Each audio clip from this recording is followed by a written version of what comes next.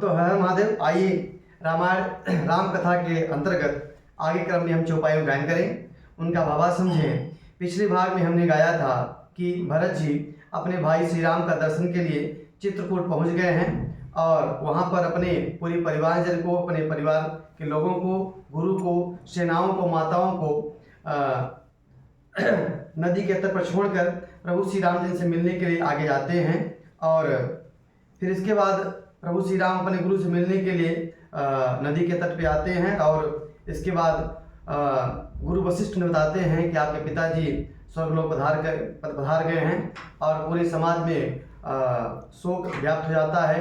ऐसा लगता है कि राजा दशरथ आज ही स्वर्ग सिधारे हैं। आइए आगे क्रम में हम चौपाई में गायन करें, उनका भावा समझें। कथा अच्छी लगे तो YouTube चैनल सब्सक्राइब करें, शेयर करें। आइए शुरू करते हैं। करीबी तो प्रिया वेद जसि परनी हे पुनीत भागतम तरनी।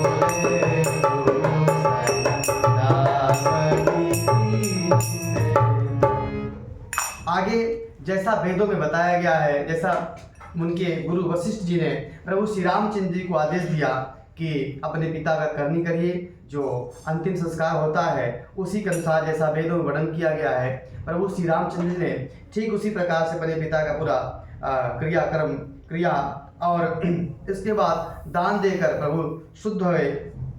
जिनका नाम लेने से व्यक्ति पाप से मुक्त हो जाता है, पाप से शुद्ध हो जाता है, वह प्रभु जिनका स्मरण मात्र समस्त मूल मंगलों का मूल है, वे प्रभु श्री रामचंद्र जी शुद्ध हुए। साधुओं के सम्मति है जिनका उनका शुद्ध होना वैसे ही है जैसे तीर्थों के आवाहन पर गंगा जी शुद्ध हो जाती हैं और जिनके तीर्थों का आह्वान किया जाता है वे उल्टे गंगा जी के संपर्क में आने से शुद्ध हो जाते हैं। प्रभु श्री रामचंद्र जी तो नित्य शुद्ध हैं, लेकिन यह केवल लौकिक लीला है। आइए आगे चौपाई गायन करते हैं और उनका भाव समझेंगे।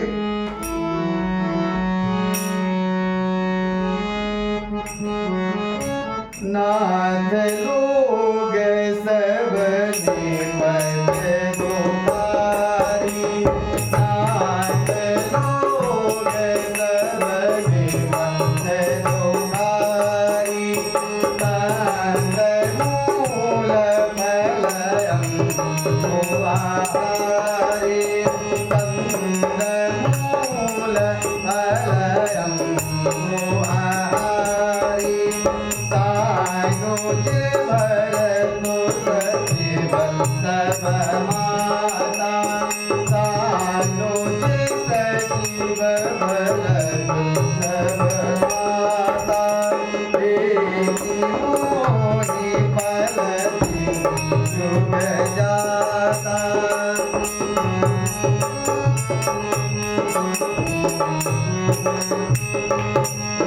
सब समेत पुर हरिया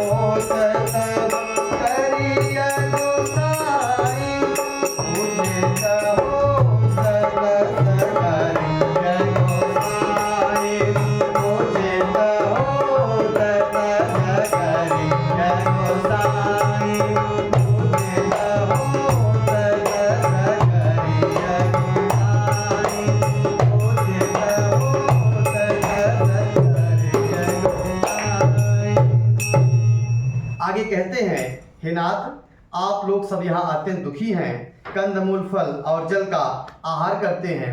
प्रभु श्री रामचंद्र जी अपने जो परिवार लोग अयोध्या जी से आए हैं उनसे कहते हैं कि आप लोगों को जंगल में नाना प्रकार के कष्ट हो रहे हैं, क्योंकि यहाँ पर खाद्य पदार्थ का अभाव है। आप लोग कंदमूल, फल खाकर अपना जीवन यापन कर रहे हैं। भाई शत्रुघ्न सहित भरत जी और मंत्रियों सबका माताओं को देखकर मुझे एक एक पल युग के समान बीत रहा है। प्रभु श्री रामचंद्र जी अपने मन की जो व्यथा है वो अपने समाज से कहते हैं कि आप लोगों को इस तरह यहाँ देखकर मुझे काफ़ी कष्ट हो रहा है। अतः आपके साथ मैं यही विनती करूँगी कि आप सब लोग यहाँ से अब अयोध्यापुरी के लिए प्रस्थान करिए। आप यहाँ हैं और राजा अमरावती स्वर्ग में हैं, तो अयोध्या जो है वह सुनी है, क्योंकि भरत जी भी अयोध्या छोड़कर वो कहाँ आ गए हैं, प्रभु श्री रामचंद्र से मिलने चित्रकूट आ गए हैं। इसलिए प्रभु श्री रामचंद्र कहते हैं कि आप लोग लौट जाइए, यद्यपि यह मेरी ढिठाई है, मुझे कहना नहीं चाहिए।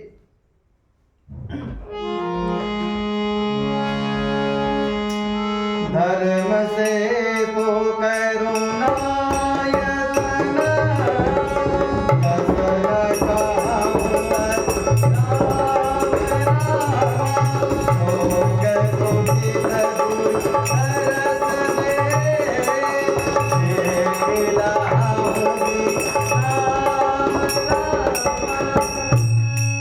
वशिष्ठ ने कहा, हे राम, तुम धर्म हेतु दया के धाम हो, तुम्हारा धरती पर धर्म की रक्षा के लिए अवतार हुआ है। तुम भला ऐसा क्यों ना कहो, लोग दुखी हैं, 2 दिन तुम्हारा दर्शन करके इनको शांति मिल जाएगी। वशिष्ठ जी प्रभु श्री रामचंद्र से कहते हैं कि आप यहाँ सभी नगरवासियों को 2 दिन रुकने के लिए समय दें। आपके दर्शन से यह जो इनके मन के अंदर आपकी विरह की वेदना है वह शांत हो जाएगी।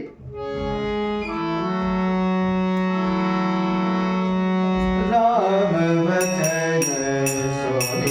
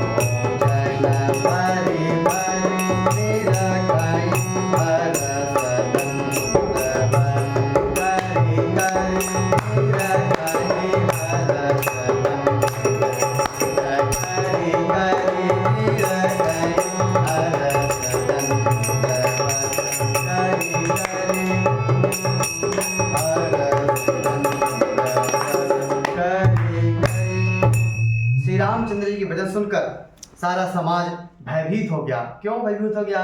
क्योंकि प्रभु श्री रामचंद्र ने सबको अयोध्या वापस जाने के लिए कहा। पर इसी प्रकार उनका मन में जो हलचल हो रही थी, तो गुरु की बात को सुनकर सबको आनंद मिला, क्योंकि गुरु वशिष्ठ ने कहा था कि इनको कुछ दिन के लिए यहाँ पर रोक दिया जाए। सब लोग पवित्र पैसनी नदी में स्नान किया, तीनों समय दोपहर सायंकाल स्नान किया, जिसके दर्शन से पापों के समूह नष्ट हो जाते हैं और मंगल मूर्ति प्रभु श्री रामचंद्र जी ने दंडवत प्रणाम करके उनको देख रहे हैं और अयोध्यावासी सुख का अनुभव कर रहे हैं, क्योंकि उनके सामने प्रभु श्री रामचंद्र जी साक्षात विराजमान हैं, जिनके नाम लेने से सारे कष्ट मिट जाते हैं। तो उनके दर्शन से प्रभु के कष्ट क्यों न मिटे।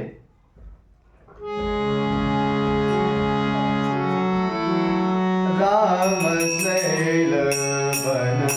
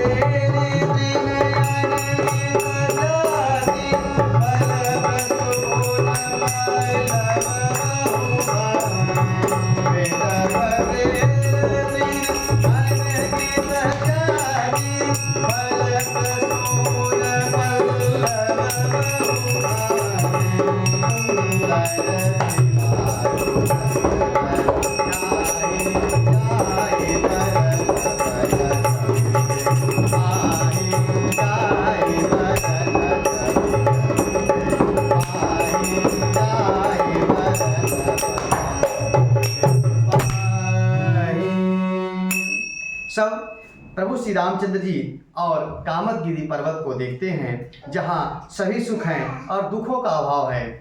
प्रभु श्री रामचंद्र जी पहले प्रसंग में आ चुका है कि अयोध्या नगरी वहाँ है जहाँ प्रभु श्री रामचंद्र जी निवास करते हैं। तो प्रभु श्री रामचंद्र जी जहाँ निवास करते हैं वहाँ हर प्रकार के सुख है, दुखों का अभाव है, अमृत के समान झरनों में जल बह रहे हैं और 3 प्रकार की शीतल हवाएं, शीतल मंद सुगंध हवाएं बह रही हैं और तीनों प्रकार के जो ताप हैं वह हवाएं भर लेती हैं। आध्यात्मिक, आदि भौतिक और आध्यात्मिक जो ताप होते हैं, जो व्यक्ति को सताते हैं, वो जो हवाएं बह रही हैं वो नष्ट कर रही हैं। असंख्य जाति के वृक्ष, लताएं हैं, तृण हैं तथा बहुत तरह के फूल पत्ते लगे हुए हैं और कुरुतियाँ हैं। जिन पौधों का फलने का समय नहीं है, फूलने का समय नहीं है, वह भी प्रभु श्री रामचंद्र जी का सानिध्य पाकर वह फूल दे रहे हैं, पत्ते देकर दे रहे हैं। सरन सरोरहूं, सरनि सरोरहूं, जल विहर गुंजत गुंजत वृंद रामा, भैर विगत विहरन विपिन, मृग विहंग बहु रामा। तालाबों में कमल खिल गए हैं और जल के पक्षी गूंज कर हैं, गुंजार कर रहे हैं, भौरे गुंजार कर रहे हैं और बहुत रंगों के पशु पक्षी और अपने वैर भाव को भुलाकर सरोवर के तट पर और विहार कर रहे हैं। आज की कथा यहीं तक। अगले भाग में हम आगे की चौपाइयों गायन करेंगे, उनका भावार्थ समझेंगे। कथा अच्छी लगी हो तो YouTube चैनल सब्सक्राइब जरूर करें, शेयर करें। जय श्री राम कमेंट करें। सादर जय श्री राम।